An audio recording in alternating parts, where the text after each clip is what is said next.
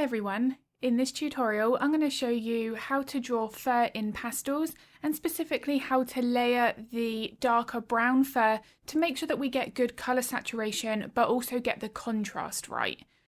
Now if I've got a portrait where I'm including a background like this lighter beige glow, I want to be making sure that I've added that first, work on the eye and then I can begin with the fur. Now once I've done those stages, working on the fur for this portrait, I actually decided to use just my pastel pencils. Now this is actually a large portrait. The entire size is 14 by 22 inches and of course there is a second subject on the right as well. At the end of this video I'll have a photo showing what the finished portrait looks like, and I will have a video here on YouTube of the second dog as well. That will be coming up very soon. Now the reason I decided to use my pastel pencils for this project, despite it being quite large, is that when drawing brown fur, I do like to have that flexibility of being able to add that slight adjustment in colour. So for example here, I'm using a few more of my orange pencils, whereas the section above it I'm using more of my pinks. Being able to have this option where I can carefully pinpoint that colour change, I find much more effective when just using the pastel pencils. Now of course I can use pan pastels here. I actually have a Chocolate Labrador video here on YouTube. The real-time version is also linked in the description below if that's of interest. And for that project I do use pan pastels for my base. The outcome is going to be the same, but I do find that I'm able to have more of that control if I use my pastel pencils first. Now of course this is personal preference, and because the outcome is the same, it's not anything that I would say you shouldn't do or there is one technique that works better. But I don't like to use a thick layer of pan pastels when I do use them. So the pan pastels really are more of a blocking in stage where I can hint at my placement of the lights and the darks. I still do a lot of the colour adjustment with my pastel pencils. Now I will link that video to the Chocolate Labrador in the description below, because there you can see how the process is very similar despite using the pan pastels. Now when I'm working on any portrait, there are three things when I'm using the pastel pencils that I really want to focus on. That's fur direction, fur length and fur thickness. Now when working on any portrait, regardless of the breed or the animal, I want to be making sure that if there is any variation, any change in that fur, that I've captured that. It just helps with achieving more of that depth and that level of realism. Now an example of that is here on the ear. Once I've got my base foundation established and I want to be making sure that that's really well blended, there's no harsh edges at all. Once I've got that in, I can then start to work on the fur direction. Now on the top of the head here, you can see that I'm still using my pastel pencils, mapping in the lights and the darks. I really want to be making sure that I've got that accurate because they sort of follow and coincide with the fur direction. Now the placement of the highlights and shadows, like the fur direction, is not random. It follows the underlying bone and muscular structure. So here where it starts to curve over, I want to be making sure that I've got that accurate because it's hinting at the shape of the head at the top. The placement of the highlight above the eye is indicating at the eye socket. Where that fur curves over is also helping with that eye socket placement. So both of these things are, with any animal, as I say, is something that I really do focus on. Now I have briefly mentioned here about the base foundation, and this is something that I do focus and emphasize on with every single portrait. I personally find that the base foundation, although we add lots of layers on top, it is a crucial layer that hints at so much of the softness that helps with that detailing that we add on top. So when I start to block in this base layer here, everything looks more solid, but I'm adding in more of my lights and my darks on top of that. I don't like to just work with one solid colour. Even here at this stage where I'm starting to hint at that fur direction, it's all about also making sure that I'm capturing any subtle change in the lights and the darks and the midtones. Now the midtones is something that I do feel is really important. They help with the level of softness that the fur has. Now when drawing a Labrador like this, that layer of softness is crucial in making sure that the details don't look wiry. So as I'm starting to hint at these little lighter hairs, they look realistic because I've already got a soft base established first. Now the fur length is also just as important as the fur direction. you can see that the fur here around the eyes is significantly shorter than the fur that I'll be drawing on the top of the head. Making sure that I have lengthened or shortened my pencil strokes where needed is again going to help with that level of realism. Now, when working on larger drawings, we do have more space to add more of this finer detail, but even when working smaller, I still want to be making sure that I'm hinting at the placement of the lights and the darks and those three key factors with the pencil technique. This here is going to make such a difference, but obviously working larger, I can really exaggerate that. Now, when I'm blocking this in here, the fur direction is going to change very quickly. On the left side, it's curving to the top left corner. On the right side, it's going to curve over towards the right corner. I want to be making sure that I've got this accurate because where the fur direction splits in the middle of the eyes, this can actually make the face look either too narrow or too wide if it's not drawn correctly. So I really want to be making sure that at this base layer stage, I've got that established, because I also feel that when working with an incorrect base layer, the details that we add on top are more likely to then also be incorrect as well. Now, what I mean by that is if the indication of the fur direction is wrong at this stage here, where you can see I'm hinting at it slightly, even though we're looking at our reference photo, if some of those pencil strokes are incorrect at this first layer, it's still quite hard to then know that we're going wrong. So if we look at that reference photo, we know that there should be an adjustment, but the pencil strokes are already in place. We do sometimes feel like we're more structured to stick with that. So I always want to be making sure that at that first layer, if I know there's something that's not quite right, that I take that time to correct it before I get too carried away with more details.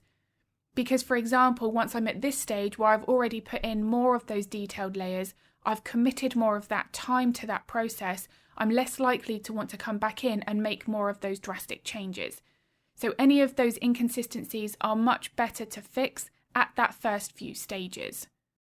You've seen here as well that I like to work in smaller sections, so I don't block in the entire layer for all of the subject. This is just personal preference, and obviously each artist is going to have their preferred way of working. But I do personally find that if I block too much of a larger area, that I'm more likely to rush that stage. So I want to be making sure that each layer, from the base to my final details, are given the right amount of time to achieve that maximum level of realism that I can achieve for that size portrait. Now, because the ears, they are generally on that smaller scale, unless we're working on a spaniel, for example, that has quite a large ear size, I want to be making sure that I don't force too much detail if the ear size is smaller. So for something like this, I can still hint at a very high level of detail, but if I force too many pencil strokes, I can actually make the fur look wiry. Now, this is something that can also be affected if the base layer has inconsistencies. So if there are harsh start and stop points, I do find that the pencil strokes also have a little bit more of that rigidity to it as well. So potentially if that is happening with your pencil strokes, it may just be that there needs to be a little bit more softness and a bit more blending technique required at that first stage. Now, one other aspect that is important is the lighting. So if you're working from a reference photo that has a one-sided light source, it is important to capture that because in most cases that's going to create more of an interesting look to your drawing. If the light source is more flat and more generalised, there's not going to be as much of that interest with those sharp differences between the highlights and shadows. So this is where the importance of contrast is vital. So here, for example, on the nose, I've made sure that if there is a bright highlight, I've used my white pencil first so that I know I've got that as light as I need it to be. I can then darken that up in stages later on, just as I have done here, adding a little bit of that lighter tan and then some of that purple in as well. But making sure I had the white first just means that I know I've got that contrast as sharp as it could need to potentially be, and then I can darken it up later. Now, when I work with the noses here, my main priority is to make sure initially that I've got the nostrils and the shape of the nose accurate. Because the nose is in the middle of the face, it's very, very obvious and distracting if it's not drawn right. So if the proportions or the perspective are wrong, it can be really obvious, even if someone doesn't have a copy of the reference photo. So once I've got my main structures in place, that's when I can start to build up the three-dimensional look of the nose and really focus in on how it curves away from the nostrils. I want to be making sure that that bright highlight at the top of the nose is in the right place, because if that's too high or too low, I'm going to change where that top curve of the nose is that attaches to the bridge of the nose. So again, the key of the attention and the way that we place those highlights and shadows is so important to help with that shape and form. Now for the fur around the nose, this is where that pencil technique needs to be really adjusted and considered from start to finish. So here in most cases, unless we're working on breeds such as a cockapoo, for shorter coated breeds like this, the fur around the nose is significantly shorter than the fur anywhere else on the face or the body. So in most cases, it might be that there's more of a shading technique to hint at the impression of really short fur rather than actually drawing pencil strokes. Now the one factor that's going to affect that is the size of the drawing. So because this is much larger, and you can see that by the size of the tip of the pencil, that in this case I might be able to get away with actually creating little hairs that are 1 or 2 millimeters long. But if this portrait was on an 8x12, this dog is going to be significantly smaller in relation to that. I might not have that room to add that length of detail, even though generally they're very short. So on a smaller portrait, working with more shading technique there would actually hint at more realism, rather than forcing actual fur or individual lines that we know would be there in person, but on a smaller scale we just can't add that level of detail. Going back to what I've mentioned previously, forcing that kind of detail, especially in this area, would again cause more of that fur to look wiry.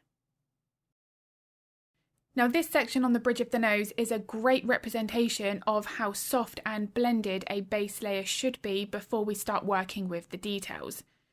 I know that when I first started using any medium, that I used to have more of these harsher areas at that base foundation that I was always then trying to correct with my details. But in some cases, in many cases, that's actually creating a lot more work for ourselves when we start using those detailed techniques.